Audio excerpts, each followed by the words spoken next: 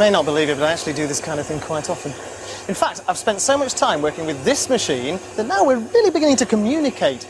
This is the world's first talking vacuum cleaner. Now, that may not be top of everyone's shopping list, but it can monitor quite a range of problems. I think there's one happening now. Hose is clogged. Clear the blockage. Ah, clear the blockage. Well, I know it's blocked because I blocked it, just to show you that it did speak. Hose is clogged. Clear the blockage. I've done it now. Thank you very much.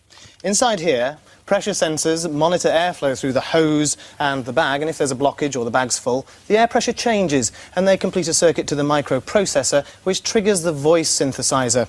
A temperature sensor picks up any overheating, and a contact switch here will monitor whether the bag is fitted correctly. So if I unfit it correctly, let's see whether it tells me about it. It has to think.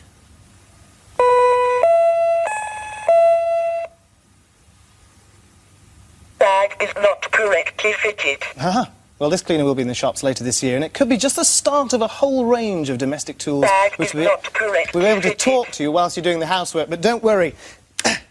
It won't nag you when you switch it off. In the meantime, here's Peter.